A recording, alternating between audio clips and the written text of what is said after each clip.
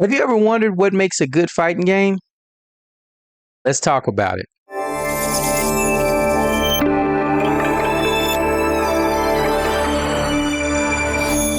What's good, guys? It's your boy Code Red, and I'm back with another one.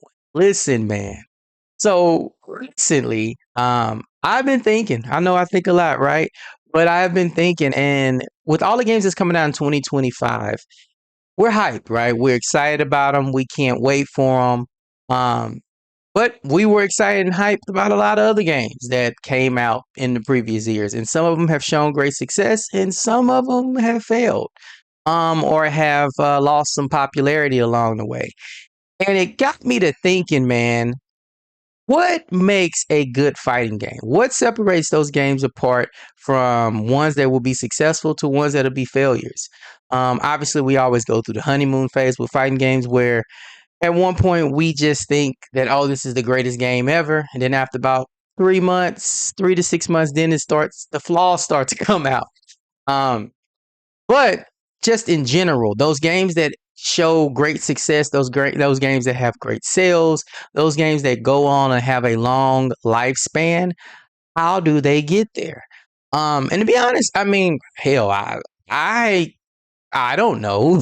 But through looking at certain games and listening to other people and hearing about their opinions and views on fighting games, I came up with a few things that really we could just talk about, man. And again, this is not facts. This is my opinion, and some of it is just me making statements to get you to think about. So let's talk about it. One of the most important things I think with a fighting game is obviously you got to start with the base roster. To me, a good base roster, first and foremost, consists of maybe about 15 to 20 characters starting out. I think that is a sweet spot. I think that's a good place to start out. And I think that, you know, people get everything that they want in that. At 15 to 20 is really good. I think so. Of that 15 to 20, I think that 75% should be returning slash legacy characters. And when I say returning, I mean characters that was probably in the previous game, that have just carried over, or like legacy characters that's just been a part of that particular game's franchise for years. Now, in addition to that, I think that there should be about 25% that consist of new characters. I do think that new characters are very important, especially to fighting games, because to me it prolongs the story of the franchise in general. Like, you have to have something that continues on. And I think by introducing new characters, you create that. You're able to do that. You're able to honestly set yourself up for years ahead. So I am with the idea. I know some people don't like new characters, but I think that it's a great idea. I think that it's important that you do that. So I think about 75% should be returning, 25% should be new characters. Now, within that roster, DLC is obviously part of that. Typically, when a game comes out, those creators, they know what DLC they will have for that particular season. And then moving forward, sometimes they start ahead, sometimes they start, as that current season is going on, preparing for the next season. But typically, when a base roster starts, they already have an idea, or they already know who will be part of that DLC.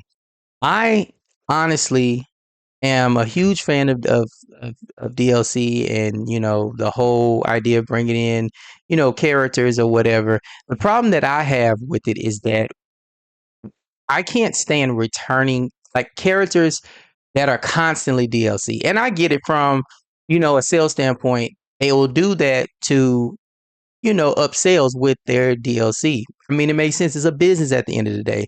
But it's very annoying when you keep getting the same characters that end up DLC, you know? Um, for me, I think that just needs to change. Of course, probably won't, because we're talking about from a business standpoint. That is what you do. But, like, you're thinking about a character, even like, I don't know, Akuma. How many times has he been DLC? I mean, and it makes sense. It's Akuma, But still, it's like we constantly get that character DLC, and it's like that's a slot that can be reserved for another character.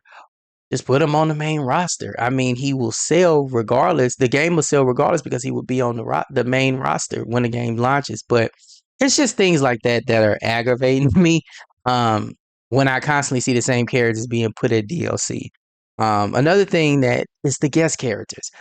I'm a huge fan of the guest characters. Don't get me wrong. I love guest characters. I think they're good, but make your guest characters make sense. It's one of those things where like it's gotta make sense, guys. It gets very annoying when you see a guest character make a game and you're kind of like, wow, I didn't see that coming, but it's in a bad way. You know what I mean? Make your guest characters make sense. I think that that's important. You know, even with Terry, you know, getting ready to come out, it just makes sense. I mean, SNK, Capcom have had a history. They have crossed over before. This is not something that we're just like, oh wow, whoa, whoa, that I didn't see that. I mean, yeah, we were shocked to see, you know, him appear in the season pass, but I think that was just more of a like a oh my moment, like whoa. Whereas in comparison to like a what the hell, you know what I mean? So make your DLC make sense, and you know we got to stop with this when your DLC is almost as the same amount as your base roster. That's a problem. You know what I mean? So I'm a huge fan of the DLC. I'm a huge fan of the guest characters, but make it make sense and keep it to a minimum. Um, let's see. Yep. Moving forward, guys. Um, I think that one thing that we got to look at too that's important is the overall just appearance of the game. I think that that is highly important when it comes to fighting games. And when I say the appearance, I mean things like, the select screens, you know, the music, even just the overall appearance of the game, because I feel like that adds personality, that adds an identity for a game. And early on, I think that it's important that you establish some type of identity with your fighting game. Um, but that's just another little thing, that I think it's important. It's just the overall game appearance. Sometimes that could be neglected or overlooked, but I think that it's very important because you want your audience to look at this game and know exactly what they're going for, what they're trying to do. You want to have some type of appeal, just an identity. You know what I mean? One important thing, or a really, really important thing that I think we need to really, take into consideration is like how accessible it is for like new players. Like these new games, these fighting games come out, and here's the thing: I'm a strong believer that you treat it like a fighting game first, regardless. I don't care, it's a fighting game for a reason, but I do understand the importance of bringing in these new players and having them to be able to play these games and actually enjoy these games. So I do think that there is when it comes to these games, you have to take into consideration that you're going to have a casual audience. I think that it's important. I think that casual audience will add a lot to the game and helping it grow. So having a game that someone can just pick up and play and enjoy it and you know may not fully understand it, but can pick it up and play it is great because what you do is you create what's called like word of mouth. So if a person plays this game and they immediately are able to enjoy it and just pick it up, they carry that over to whoever else and they let them know, hey, this is a fun game. This is a great game. You should try it out, whatever the case may be. But the thing is, that becomes such a difficult thing because you have two audiences. You have those people that've been there since day one, and you gotta please them. You gotta please the more um, competitive gamer. You gotta appeal to the more legacy player, the player that has been here since day one. Because if you just focus strictly on the new player, you're gonna lose your audience. People are gonna, whether it's the game is too easy or whatever to them. I think finding that balance is important. In some ways, sometimes it can be very difficult to find that balance because you want to please everybody, and I think that sometimes that's the struggle. There's games right now that are going through it. I mean, I won't jump too much on that because I want to kind of stay on topic. But there are games right now that are going through that similar thing where they're trying to find that balance. Both sides got to be pleased, and I think that both sides, it's important for both sides. Um, Another thing, just the overall mechanics, the mechanics of the game. Now, the mechanics is so interesting to me because when it comes to game mechanics, I feel like game mechanics, they literally they go they are so important to the functionality of the game. Um, they are, to me, what makes the game in a lot of ways. But the problem, especially in recent years, is that what you're seeing is that when it comes to fighting games, they put so much into the mechanics until the game itself, or the game that especially if it's a legacy game, loses its purpose and its identity because it's so revolving around just strictly the mechanic. Like that's it.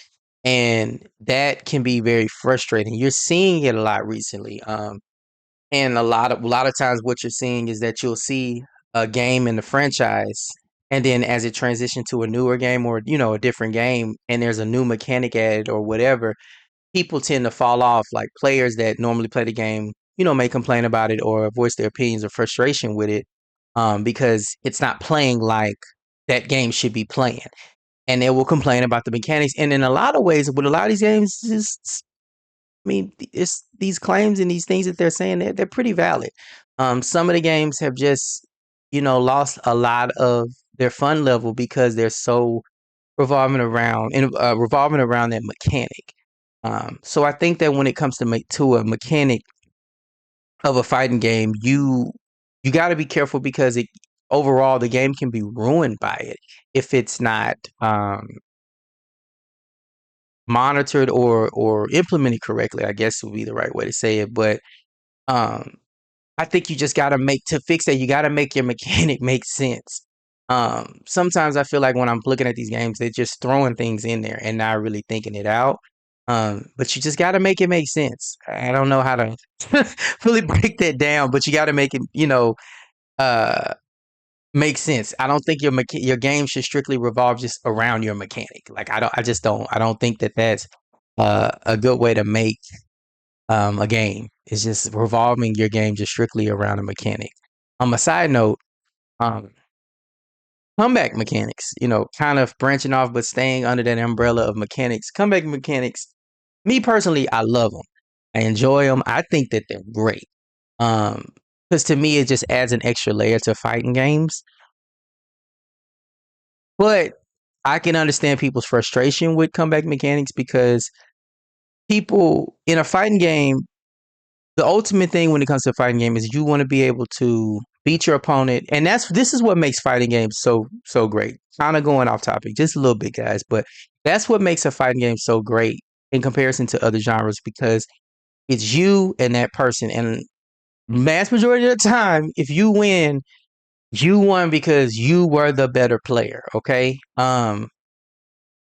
With these comeback mechanics, though, what you see is that you may have a person who obviously is the better player, obviously beating this person. And then that comeback mechanic comes in and it shakes things up. It makes things difficult. I mean, excuse me, it's not difficult. It basically takes away that understanding of who is better, right? Who outdid who.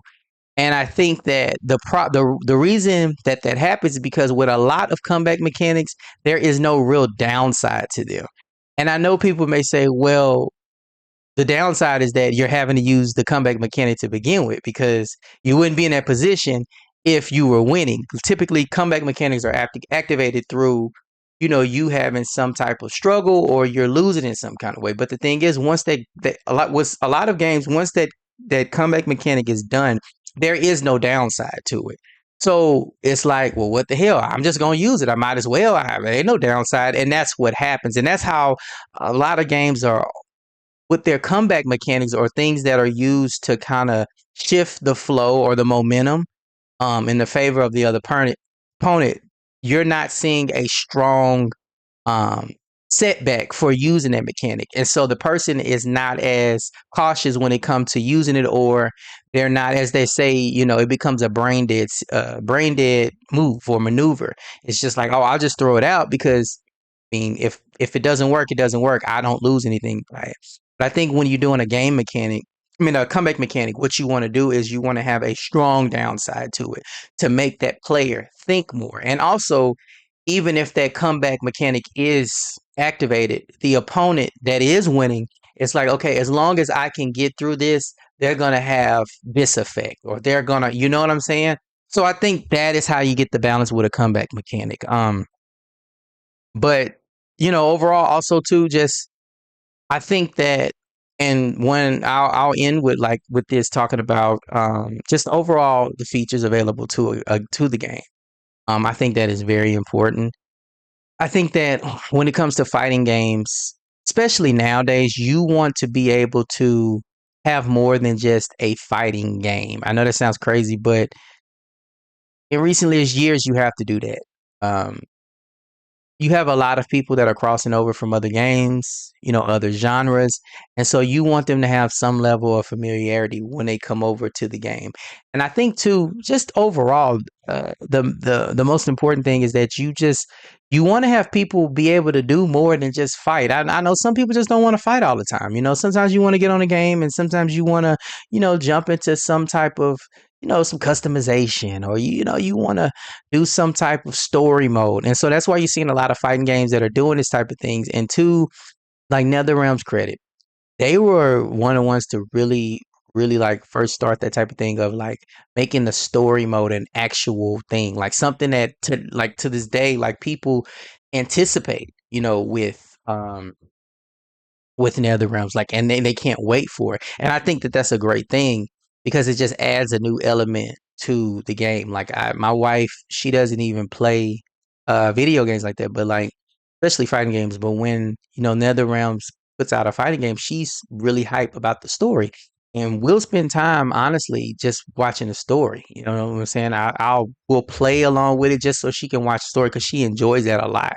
And I think that that's a really, really good thing. That's a really cool thing for people who want more out of their game, because you remember fighting games used to just be you had versus, training mode, and like that was it. You know what I mean? Like if you didn't, that was it. That was a fighting game. You had a short little player story, which was like you play like 5 or 6 characters, get little short cutscenes, and that was it. Game was over. But nowadays, you're getting a lot more. Like you're getting your 60, 70, $80 worth nowadays. So I think that has to continue. I think that it's important that, they keep doing it and they keep building on that idea. But anyways, guys, I just wanted to chit chat with y'all, man, and honestly just get y'all views and opinions. Like, what makes a good fighting game? Let's talk about this, guys. Let's talk about it. Get in the comment section. You know, Let me know how y'all feel. Let me know what y'all thought about what I said. Let me know what you think. What makes a good fighting game, guys? Let me hear your opinions and let me hear your views. Hey, I want to thank you guys for your continuing support of me, man. I really appreciate it. And it's been great and I'm enjoying it. And this ride is just going to keep on going on, guys. All right. You guys take care of yourself. Go Red, and I'm out.